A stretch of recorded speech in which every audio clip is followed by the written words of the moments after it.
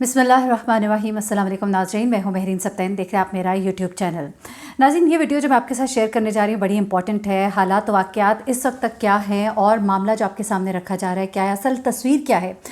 कल मुझे याद है कि जिस वक्त तक कौमी असम्बली के अंदर जो कुछ हो रहा था, वोटिंग हो रही थी, वो तमाम चीज़ें मैंने आपको बताई। उसके बाद वज़ीर-ए-आज़म इमरान खान वज़ीर-ए-आज़म ना रहे, अब वो वज़ीर-ए-आज़म नहीं है। लेकिन उससे पहले जो कुछ वज़ीर-ए-आज़म हाउस के अंदर होता रहा, जो कुछ वहाँ पार्लियामेंट हाउस के अंदर होता रहा, उसके बाद पार्लियामेंट हाउस के बाहर होता रहा, और अब इस वक्त क्या प्लानिंग है, उस सब की एक मुकम्मल तस्वीर मैंने इकट्ठी की है, वो मैं आपके साथ शेयर करने जा रही हूँ। एक चीज़ मैं आपको बताती हूँ, रात 4 बजे के यानी कि सुबह 4 बजे के बाद वो तमाम सहाफ़ी जिनका झुकाव पाकिस्तान मुस्लिम लीग नून की तरफ है या पाकिस्तान पीपल्स पार्टी की तरफ है, बड़ी माज़रत के साथ मैं ये नहीं कह रही कि कोई गलत है या सही है, हर एक अपना चुनाव है, हर एक बेहतर समझता है वो किसको सही समझता है। लेकिन वो लोग जो पाकिस्तान पीपल्स पार्टी और पाकिस्तान मुस्लिम लीग नून को उनकी एडवोकेसी करते हैं या वो जो को पसंद करते हैं, उन्होंने जिस तरह की बातें फिर अपने मुख्तलिफ चैनल्स के ऊपर, अपने यूट्यूब के ऊपर, अपने सोशल मीडिया के ऊपर शेयर करनी शुरू की। उसमें एक कहानी जो है वो निकल कर सामने आई, पार्लियामेंट के अंदर वज़ीर-ए-आज़म हाउस के अंदर होने वाली कहानी। वज़ीर-ए-आज़म हाउस के अंदर कल शाम को क्या होता रहा, बड़ी एक सस्पेंस वाली कहानी उन्होंने शेयर की। लेकिन ये यहाँ तक सिलसिला नहीं रुका, उन लोगों ने ये दावा किया कि ये खबर जो ज़राए से जहाँ से शेयर हुई है उनके साथ, ये बहुत ही मुस्तनद ज़राए हैं, यानी कि उनके कहने का मतलब था, जाहिर सी बात है वो शायद इस्टेब्लिशमेंट की तरफ इशारा कर रहे थे। उसके बाद सिर्फ यहीं पे बात ख़त्म नहीं होती, बल्कि BBC जैसा इदारा जो है, BBC उर्दू, वो भी एक पूरी रिपोर्ट बिल्कुल उससे तकरीबन मिलती जुलती जो है वो शाया करता है, जिसके अंदर बड़ी अजीबोगरीब बातें होती है। बल्कि यहाँ तक कि एक बड़े सहाफ़ी ने तो इतना बड़ा दावा कर दिया कि वज़ीर-ए-आज़म हाउस के अंदर इतनी हलचल थी जिसके निशान जो है इमरान खान के चेहरे पर मौजूद है। यानी कि उनके कहने का मतलब ये था कि वहाँ पे कुछ ऐसे लोग आए जिन्होंने शायद वो उनके साथ इमरान खान के साथ फिजिकल हुए। अब मैं आपको बताती हूँ असल कहानी क्या है। पहले तो ज़रा आपको बता देती हूँ कि वो दावे जो है उन सहाफ़ियों ने क्या किए थे। हाँ, ये सच है, मैं भी इस चीज़ की गवाह हूँ। उस वक्त कुछ रिपोर्टर्स जो वहाँ पे मौजूद थे, उन्होंने कुछ वीडियोस भी शेयर की। कोई हेलीकॉप्टर्स जो है वो वज़ीर-ए-आज़म हाउस के ऊपर आकर उतरे, 2 हेलीकॉप्टर्स बताए जाते हैं। इस हेलीकॉप्टर से उतरने वाले 2 अफराद कौन थे, जो मेन 2 अफराद थे वो कौन थे, उनकी मुलाकात इमरान खान साहब से किस माहौल में हुई, ये ज़रा चीज़ें आपको बताती हूँ। जब स्पीकर अदम एतमाद की वोटिंग कराने में ताख़ीर की, रात गए, सूरत हाल काफ़ी कशीदा हो गई थी। उसके बाद रेंजर्स, पुलिस की गाड़ियाँ शाहराह दस्तूर पर गश्त करती दिखाई दी। हमने देखा कि वहाँ पे जो कैदियों की वैन है वो भी पार्लियामेंट हाउस के बाहर आके खड़ी हो गई। उसके बाद आपको ये भी पता है कि कौन कौन से रास्ते किस किस के बाहर जाने के बंद किए गए। लेकिन वोटिंग जब ताख़ीर का शिकार हुई तो ये भी दावे किए गए दूसरी तरफ से कि जी वज़ीर-ए-आज़म इमरान खान साहब, जो कि उस वक्त वज़ीर-ए-आज़म थे, अब तो नहीं रहे, वो NRO मान रहे हैं शहबाज शरीफ साहब से। जो कि ये बात इमरान खान की पर्सनैलिटी को अगर सामने रखे तो आप भी समझ सकते हैं कि ये बात कितनी दुरुस्त होगी। एनीवे, आगे चलते हैं। आगे अब क्या होता है कि सैटरडे की रात को बेसिकली हुआ क्या तो ये ज़रा सुनिएगा। वज़ीर-ए-आज़म के ख़िलाफ़ जो तहरीक अदम एतमाद के हंगामे थे उसके दरमियान वज़ीर-ए-आज़म हाउस में गैर मामूली सरगर्मी जो है देखने में आई। अब ये मैं आपको BBC की ज़ुबानी और आपको उन सहाफ़ियों की ज़ुबानी सुनाती हूँ। कुछ चीज़ें इसमें BBC ने और ऐड की हैं, लेकिन उसकी अब क्या ISPR की तरफ से उस पर क्या कहा गया वो भी आपको पता लगता है। अच्छा, वो कहते हैं कि वज़ीर-ए-आज़म हाउस में सनीचर की शब में गैर मामूली सरगर्मी देखने में आई। इस दौरान कुछ तारीखी फैसले वाक़यात रुनमा हुए, कुछ कैमरों के सामने और बेशतर बंद कमरों में। सनीचर के रोज़ तमाम दिन गहमी का मरकज़ पार्लियामेंट हाउस रहा, जहाँ कभी तकारीर होती, कभी इजलास मुलतवी करके हुकूमती अपोजिशन अराकीन, स्पीकर, कौमी असम्बली के दरमियान मुज़ाकरात किए जाते रहे। लेकिन शाम के वक्त जब कौमी असम्बली का, अब यहाँ से सुनते जाइएगा, शाम के वक्त जब कौमी असम्बली का इजलास रोज़ा अफ्तार करने के लिए मुलतवी किया गया तो सरगर्मी का मरकज़ अचानक ही वज़ीर-ए-आज़म हाउस बन गया। वज़ीर-ए-आज़म इमरान खान ने वफाकी काबीना का हंगामी इजलास तलब कर लिया और उसके साथ ही अपने कानूनी और सियासी मुशीर, स्पीकर और डिप्टी स्पीकर और बाज़ ब्यूरोक्रेट्स को भी तलब कर लिया।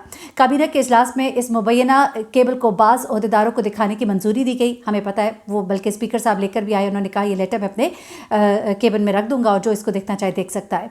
जिसके बारे में साबिक वज़ीर-ए-आज़म इमरान खान का कहना था कि इस मरासले में उनकी हुकूमत के खात्मे के लिए अमरीकी साजिश की तफसील दर्ज है मुकम्मल तौर पर। इस दौरान कौमी असम्बली स्पीकर, डिप्टी स्पीकर भी ऐवान वज़ीर-ए-आज़म पहुंचे, लेकिन उन्हें वज़ीर-ए-आज़म के दफ्तर के बराबर वाले लाउंज में इंतजार करने का कहा गया।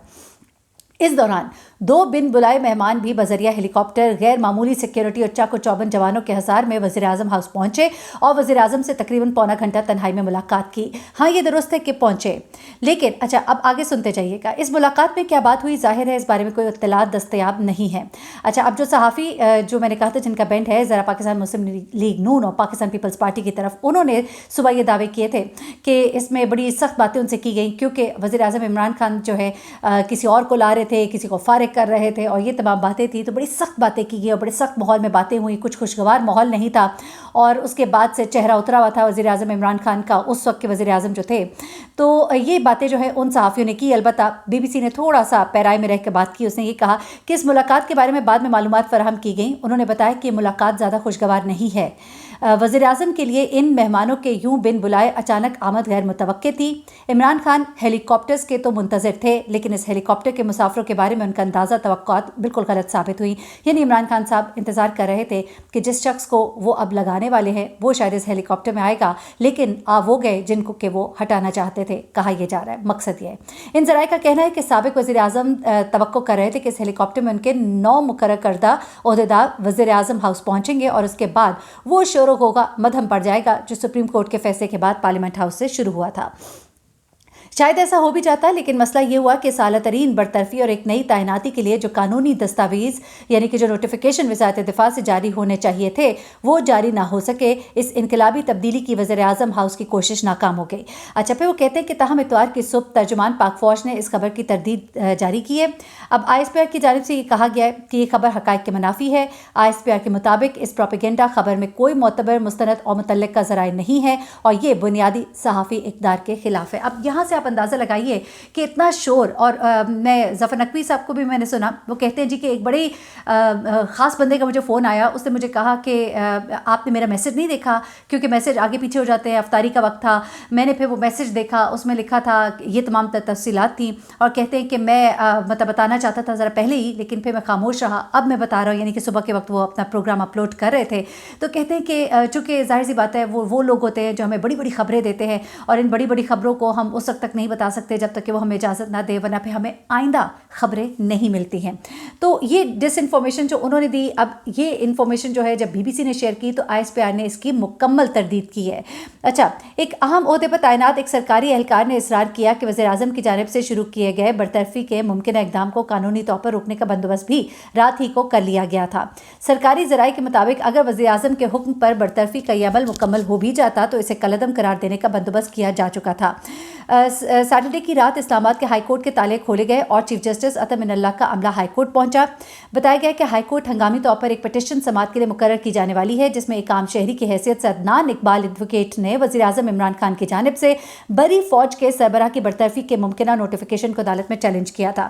اب میں آپ کو بتاؤں بیسیکلی ایسا کوئی ارادہ عمران خان کا تھا کہ نہیں تھا, لیکن اس کی بنا پر ایک درخواست جو ہے وہ تیار کر لی گئی تھی, اور یہی عمران خان کی طرف سے مسلسل کہا گیا کہ ہم نے جو اپنا لیٹر دکھانا جو ہم چاہتے تھے اس کے اوپر غور و خوض کیا جائے, اس کے اوپر اس کا نوٹس لیا جائے. اس کے لیے تو کہا گیا کہ عدالت کا وقت ختم ہو گیا ہے, لیکن اس چیز کے لیے آدھی رات کو عدالت جو کھول دی گئی تو کہہ رہے ہیں کہ عمران خان نے یہ جو آخری بال تک کھیلنے والی بات ہے اس لیے کھیلی کہ سب کی نظروں میں یہ بات آ جائے کہ دیکھیے کہ جو ہم چاہتے تھے اس کے لیے تو عدالت کا وقت ختم ہو گیا تھا, لیکن اس کام کے لیے آدھی رات کو عدالت کے دروازے, سپریم کورٹ کے دروازے کھل جاتے ہیں, سارے ججز جو ہے پروٹوکول کے ساتھ وہاں پر پہنچ جاتے ہیں. تو یہ سب کچھ جو ہو رہا ہے مقصد تھا دنیا کو دکھانا.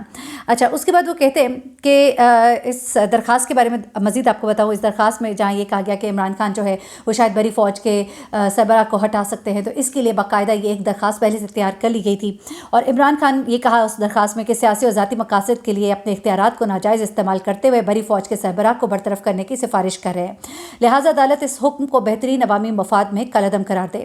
اچھا, یہ درخواست تیار تو کر لی گئی, لیکن اس پہ بری فوج کے سربراہ کی برطرفی کے نوٹیفیکیشن نمبر کی جگہ خالی چھوڑ دی گئی تھی, کیونکہ ابھی کوئی ایسا معاملہ ہوا ہی نہیں تھا. یہ ساری جو ہے نا تیاریاں تھی, شوشہ تھا, ایک کریٹ کرنا, ایک ایسی سینسیشنلائز کرنا اس پوری سچویشن کو, یہ مقصد تھا.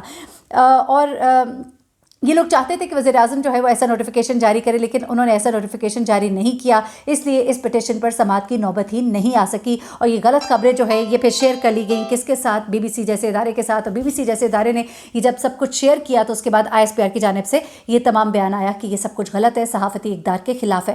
اب ذرا دوسری بات کی طرف آتی ہوں کہ وہ آخری لمحے وزیر اعظم ہاؤس میں جو صحافیوں کے ساتھ انہوں نے گزارے تھے اس میں کیا ہوا. لیکن اس سے پہلے بھی ایک اور خبر دوں کہ خبر یہ آئی کہ شہباز گیل اور پرویز خٹک کی اہلیہ جو ہے پھر بیرون ملک جانے کی کوشش کر رہے تھے, ایئرپورٹ سے انہیں واپس بھیج دیا گیا. اب ایسا کہ بہت سی چیزیں کی جائیں گی.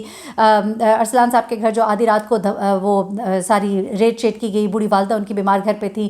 تو یہ تمام تر معاملات جو ہے یہ بتا رہے ہیں کہ یہ غلط کہا جا رہا ہے شہباز شریف اور ان کی طرف سے کہ ہم کو انتقامی سیاست نہیں کریں گے. انتقامی سیاست کا آغاز تو بہت پہلے سے ہو چکا ہوا ہے.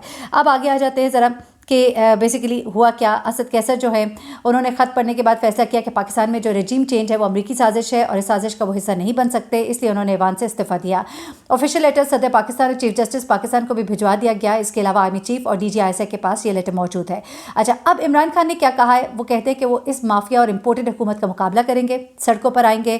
یہاں تک کہا ہے کہ چاہے مجھے جیل ڈال دیں, مجھے مار دیں, میں کسی بات کی فکر اور ڈر نہیں کرتا. میرا اللہ تعالیٰ نے میری موت کا ایک ٹائم لکھا ہوا ہے. یہ وہ آخری باتیں جو انہوں نے صحافیوں کے ساتھ کی ہیں. انہوں نے کہا کہ اللہ نے موت کا ایک ٹائم لکھا ہوا ہے, نہ وہ ایک لمحہ آگے نہ ایک لمحہ پیچھے ہو سکتا ہے.